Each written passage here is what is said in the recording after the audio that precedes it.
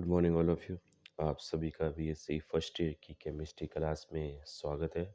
पिछले लेक्चर्स में अपन ने अपनी फोर्थ यूनिट सॉल्यूशन स्टार्ट की थी, जिसके अंदर अपन ने सॉल्यूशंस के बारे में पढ़ा था और जिसमें कंसंट्रेशन को डिफाइन करने वाले जो फैक्टर्स है, जिसमें मोलरता, फॉर्मलता, मोल बिन के बारे में स्टडी की थी। उसके साथ साथ अपन ने solution of liquid in liquid से मतलब लिक्विड मिक्सचर्स के बारे में देखा था और आइडल और अनआइडल सॉल्यूशंस के बारे में पढ़ा था, जिसमें अपन ने राउल्ट के नियम के अकॉर्डिंग आइडल और अनआइडल सॉल्यूशंस को डिफाइन किया था।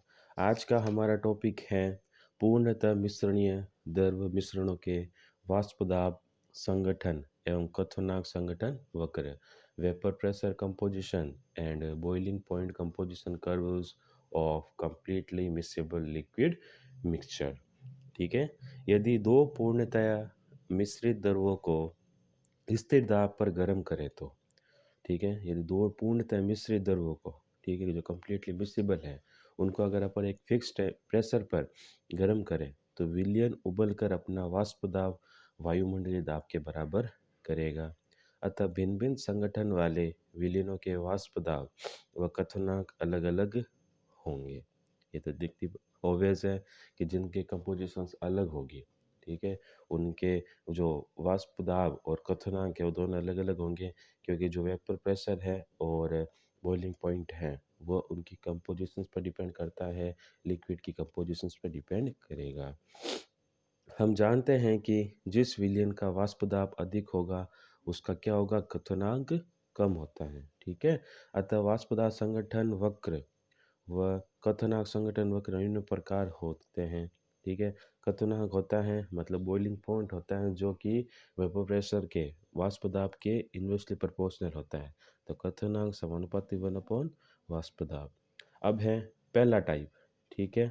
देखते हैं ऐसा विलयन जिसमें मोल भिन्न के साथ पी निरंतर बदलता है। ठीक है। जैसे जैसे मोल फ्रैक्शन के अंदर चेंजेस आएगा वैसे वैसे प्रेशर्स में भी बदलाव होगा। ठीक है। फर्स्ट टाइप का ये होगा, इसका कर्व देख लेते हैं। पहले का देखते हैं अपन के पहले टाइप का कि पी और ए अगर मोल फ्रैक्शन कंपोजिशंस के बीच में अगर कर्व प्लॉट करें, ठीक है, तो जैसे जैसे अपन प्रेशर में बदलाव होता है तो मोल भिन्न में भी बदलाव होगा। ठीक है। सेकंड टाइप, वे विलयन जिनमें वाष्प दाब संगठन वक्र में किसी एक संगठन पर विलयन का वाष्प दाब अधिकतम होता है, जिसे वक्र में बिंदु सी से दर्शाया गया है। ठीक है।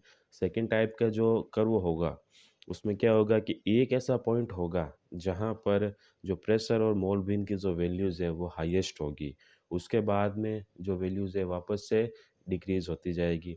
देख सकते हैं सेकंड टाइप का जो ग्राफ है उसके अंदर सी पॉइंट के ऊपर जो प्रेशर और एक्स की वैल्यू है संगठन कंपोजिशंस की वो पीक पर है, उसके बाद में ये जो दोनों वैल्यूज़ है वो घटती जाती है। तीसरा है वे विलयन जिनमें वाष्प दाब संगठन वक्र में किसी एक संगठन पर उस विलयन का वाष्प दाब न्यूनतम होता है, जो बिंदु डी से प्रदर्शित किया जाता है। तीसरा जो कर्व होगा उसके अंदर क्या है कि कोई भी एक ऐसा पॉइंट होगा जिसपे वो जो वाष्प दाब है वो कम होगा, किसी एक कंपोजिशंस के ऊपर वाष्प दाब लोएस्ट होगा। डी के अंदर देख सकते हैं कि इसके अंदर लोएस्ट है। इसके बाद में अगर अपन कंपोजिशन से कंपेयर करें प्रेशर्स को तो धीरे धीरे ये बढ़ता जाता है। तीनों प्रकार के विलयनों के क्वथनांक भिन्न भिन्न होते हैं, अतः स्थिर दाब पर आयतन करने पर तीनों विलयनों का व्यवहार भिन्न भिन्न होता है। ठीक है। अब है स्थिर ख्वाती विलयन या जिसे एजोट्रॉप्स कहते हैं। यह दो दरियों का मिश्रण है जो कि एक स्थिर ताप पर उबलता है। स्थिर ख्वाती विलयन क्या है, दो कोई भी सॉल्यूशंस का मिक्सचर हो सकता है जो कि एक फिक्स टेम्परेचर पर बॉइल्ड होगा तथा संगठन परिवर्तन के बिना अपनी ताप पर पूर्णतः आश्रित हो जाता है, उसे स्थिर ख्वाती विलयन कहते हैं। ठीक है। मतलब बिना कंपोजिशंस में चेंज किए, ठीक है, उसी टेम्परेचर पर ये आश्रित हो जाता है, उबल जाता है। ठीक है। इसलिए इसको क्या कहते हैं, स्थिर ख्वाती विलयन, मतलब फिक्स टेम्परेचर पर बिना कंपोजिशंस चेंज किए बिना अपनी कंपोजिशन में चेंज किए जब 2 लिक्विड एक फिक्स टेम्परेचर पर उबलते हैं, तो उसको क्या कहते हैं? स्थिरख्वाती विलयन। एग्ज़ाम्पल दे रखा है यहाँ पर जल तथा HCl का, जल और एथेनॉल, ठीक है? शुद्ध जल तथा 95.6% एथेनॉल के मिश्रण का प्रभाजी आसवन करें तो आसुत में 95.6% एथेनॉल एवं अवशेष में केवल शुद्ध जल प्राप्त होगा। स्थिर ख्वाती मिश्रण से दोनों घटकों को शुद्ध अवस्था में प्राप्त नहीं कर सकते, लेकिन एक घटक को शुद्ध अवस्था में प्राप्त कर सकते हैं। ठीक है? जब अपन प्रभाजासन करते हैं, जब डिस्टिलेशन मेथड इसका अंदर यूज़ करते हैं अपन, ठीक है? तो केवल एक फैक्टर्स को ही अपन उसके बॉइलिंग पॉइंट के अकॉर्डिंग उसको सेपरेट कर सकते हैं। अपन दोनों को अलग नहीं कर सकते, क्योंकि जो नीचे डिस्टिलेशन बीकर के अंदर जो बचा रहेगा, उसके अंदर कुछ न दोनों फैक्टर मिस होंगे, ठीक है? मिक्स होंगे, ठीक है? पूर्णतः मिश्रणीय द्रवों का युग्मद्रव्य युग्मों का प्रभाज्य आसन, ठीक है? अब कंप्लीटली जो मिक्सेबल जो लिक्विड्स हैं, ठीक है? उनका प्रभाज्य आसन कैसा होता है? Fractional distillation of completely miscible liquids pair. पूर्णतः मिश्रणीय द्रव्य युग्मों का पृथक्करण प्रभाज्य आसन विधि फ्रैक्शनल डिस्टिलेशन मेथड द्वारा किया जाता है। प्रभाज्य आसन की कार्य क्षमता प्रभाजक स्तंभों के उपयोग द्वारा बढ़ाई जा सकती है। प्रभाजी स्तंभ एक लंबी नलिका होती है जिसमें कांच के टुकड़े या कांच के मनके भर दिए जाते हैं। अब जो प्रभाजी आसवन के अंदर जो कॉलम होता है, जिसे अपन फ्रैक्शनल कॉलम बोलते हैं, ठीक है? अब उसकी जो उसकी बेसिस के ऊपर अपन उसकी डिस्टिलेशंस की जो पावर है वो बढ़ा सकते हैं, ठीक है? अब उसके अंदर या तो अपन कांच के टुकड़े फिल कर सकते हैं, या फिर कांच के जो मनके होते हैं, बॉल्स होते हैं, वो भरकर बल्ब के आकार की नली का प्रयोग करके उसकी जो डिस्टिलेशन मेथड है वो इंक्रीज कर सकते हैं। प्रभाजी स्तंभ का मूल उपयोग ठंडे पृष्ठ की वृद्धि करना, ठीक है? और वाष्प को ऊपर जाने से रोकना है, ठीक है? जो फ्रैक्शनल कॉलम है, उसका जो मेन फंक्शन क्या है, ठीक है? एक तो जो कूलिंग एरिया है उसको इंक्रीज करेगा, और जो वेपर बन रही है नीचे से ऊपर आते वेपर बन रही है उसको बाहर जाने से रोकेगा, ठीक है? ताकि वेपर वापस कूलिंग एरिया में आकर वो कन्वर्ट हो जाए, ठीक है? और लिक्विड में बदल कर सेपरेट हो जाए। जब आसवन फ्लास्क में दो पूर्णतः मिश्रणीय द्रवों को ए तथा बी मान लिया कोई दो लिक्विड है ए और बी को गर्म किया जाता है, तो निकलने वाली वाष्प में अधिक वाष्पशील द्रव्य बी की मात्रा ए से अधिक होगी, ठीक है? अगर जो ए तथा बी में जो ज़्यादा वेपराइजेबल होगा, जो जल्दी वाष्पशील होगा, वो ऊपर चला जाएगा, ठीक है? सपोज यहाँ पर बी को अपन ने मान लिया कि अधिक वाष्पशील है, बी की मात्रा ए से अधिक होती है। वाष्प के प्रभाज्य स्तंभ में जाकर उसके ठंडे पृष्ठ के संपर्क में आने पर एक की वाष्प का संघनन हो जाएगा, जबकि बी की वाष्प का ऊपर चली जाएगी और ग्राही पात्र में एकत्रित हो जाएगी, ठीक है? अब जैसे हीट पाकर दोनों की वेपर बनी, ठीक है? जो फ्रैक्शनल कॉलम है उसके अंदर जाएगा, और फ्रैक्शनल कॉलम में जाते ही एक की तो जो वाष्प होगी वापस लिक्विड में कन्वर्ट होकर नीचे चली जाएगी, और जो दूसरे की वाष्प होगी जो ज़्यादा वेपराइजेबल कंटेन होगा, वो फ्रैक्शनल कॉलम में से होता हुआ, ठीक है, डिस्टिलेशन मैटर के अंदर एकत्रित होता जाएगा, डिस्टिलेशन बेकर के अंदर दूसरी तरफ जाकर एकत्रित हो जाएगा। प्रवाह स्तंभ में संग्रहित होकर ए द्रव एक नीचे की ओर आता है, जो ऊपर जाती हुई गर्म वाष्प के संपर्क में आता है। इससे कम वाष्पशील द्रव ए की वाष्प का संघनन हो जाता है, और वे नीचे आने वाले द्रव्य के साथ मिल जाती है, जबकि बी की वाष्प ऊपर निकल जाती है।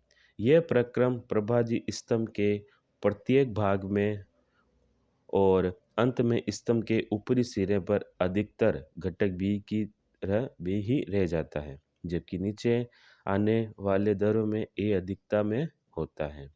इस प्रकार स्तंभ की ऊंचाई वाले भाग में आसवन तथा संघनन प्रक्रम चलते रहते हैं, जिसके फलस्वरूप बाहर निकलने वाली वाष्पों के वाष्पशील घटक बी का परिमाण बढ़ता है। ये कुछ प्रभाजी स्तंभ फ्रैक्शनल कॉलम के डिज़ाइंस है। इसमें देख सकते हैं कि जैसे-जैसे इसकी जो स्ट्रक्चर्स होगी, वो कॉम्प्लिकेटेड होती जाएगी। तो फ्रैक्शनल डिस्टिलेशंस की जो प्योरिटी वो इंक्रीज़ होगी। फर्स्ट टाइम में देख सकते हैं कि इसमें जो बो ब बल्ब्स है उसकी जो अमाउंट ज़्यादा है, ठीक है? और जिससे कि इसके अंदर जो फ्रैक्शनल मेथड के अंदर जो वेपर बनेगी वो ईज़िली ऊपर चली जाएगी। सेकंड और थर्ड, फोर्थ के अंदर इसके स्ट्रक्चर्स को थोड़ा कॉम्प्लेक्स बनाया गया है ताकि जो वेपराइज़ेबल जो दोनों अमाउंट का जो मिक्सचर होंगे, ठीक है? वो ईज़िली सेपरेट हो जाएँ।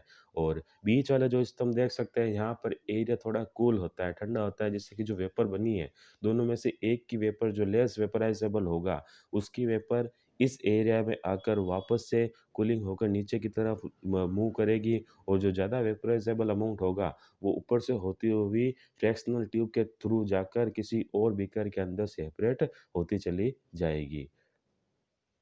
यह प्रक्रम प्रभाजी स्तंभ के प्रत्येक भाग में होता है और अंत में स्तंभ के ऊपरी सिरे में अधिकतर घटक बी ही रह जाता है, जबकि नीचे आने वाले दर ए अधिकता में होता है। इस प्रकार स्तंभ की ऊंचाई वाले भाग में आसवन तथा संघनन प्रक्रम चलते रहते हैं, जिसका फलस्वरूप बाहर निकलने वाली वाष्पों में वाष्पशील घटक बी का परिमाण बढ़ता है। स्तंभ के भीतरी प्रत्येक बिंदु पर द्रव तथा वाष्प में साम्य अवस्था में होता है, ठीक है? जो फ्रैक्शनल ट्यूब होगी, ठीक है? या फिर फ्रैक्शनल कॉलम होगा, इस ट्यूब और कॉलम के अंदर जो लिक्विड और वेपर है, ठीक है? दोनों लिक्विड और वेपर की जो होंगे वो इक्विलिब्रियम स्टेज के अंदर रहेंगे, मतलब वेपर में बदलते जाएँगे और वापस लिक्विड में कन्वर्ट होते जाएँगे। जिसके फलस्वरूप बाहर निकलने वाले वाष्पों में वाष्पशील घटक बी का परिमाण बढ़ता है। स्तंभ के भीतरी प्रत्येक बिंदु पर द्रव तथा वाष्प में साम्य होता है। इस प्रकार प्रभाजी आसवन की सहायता से एक ही प्रचालन में मतलब एक ही प्रोसेस में दोनों उब दोनों अवयवों को पूर्ण रूप से अलग किया जा सकता है। ये फ्रैक्शनल डिस्टिलेशन मेथड थी जिसके अंदर ये बताया गया था कि 2 कंप्लीटली मिक्सेबल जो लिक्विड्स हैं उसको अपन कैसे सेपरेट कर सकते हैं, कैसे फ्रैक्शनल कॉलम की कंपोजिशंस को चेंज करके अपन उसको अलग कर सकते हैं। सेकंड अपना टॉपिक है आंशिक मिश्रणीय द्रव्य, ठीक है? जो कंप्लीटली मिक्सेबल नहीं है, कुछ ये पोर्शंस के अंदर मिक्सेबल होंगे, उनको कैसे सेपरेट करेंगे, इस मेथड को हम अपने अगले लेक्चर्स के अंदर डिस्कस करेंगे। Thank you so much.